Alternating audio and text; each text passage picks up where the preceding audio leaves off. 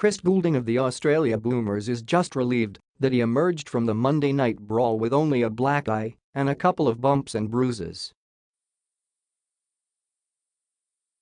Speaking in a national morning television show in Australia in what seemed as his first interview since the incident, the cager said there hasn't been a lot of sleep since the incident. "Physically, I'm surprisingly really good. Small black eye and a couple of bumps and bruises, but that's about it." Goulding was the cager who drew a charge against Gilas Pilipinas Roger Pogoy. That interaction led to Daniel Kickert charging into the Filipino with an unnecessary elbow to the jaw, which sparked a couple of pushing and shoving from both teams, eventually leading to a brawl. "It all probably hit me really the next day when I've spoken to my family, I've spoken to my friends, and looked back at the vision. To be honest, at that time, I don't want to say I went into survival mode, but as you say, I was on the ground," Goulding told the show's host.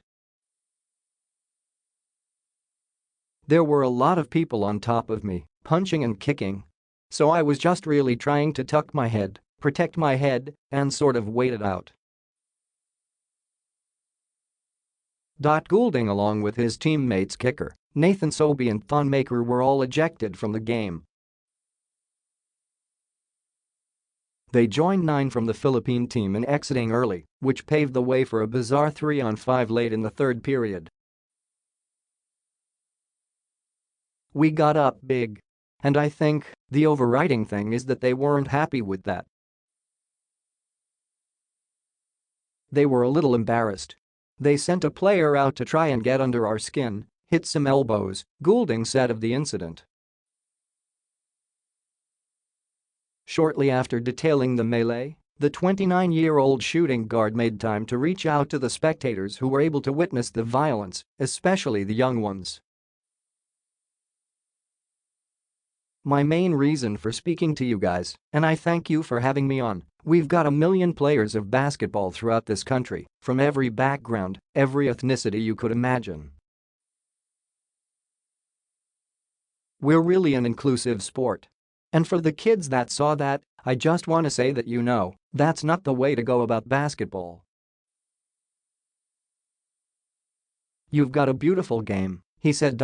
Goulding went on to point out that his other teammates' restraint was a big factor on the outcome of the game, which was a default after Filipino Baser was the only one left to play. "If you actually see some alternative angles of how my teammates handled themselves, they wanted to get out there, they wanted to help. They were really disciplined that they didn't have to come on court. And in the end, that's why we won the game," Goulding said. FIBA, basketball's governing body around the world, has yet to issue its official decision on the incident.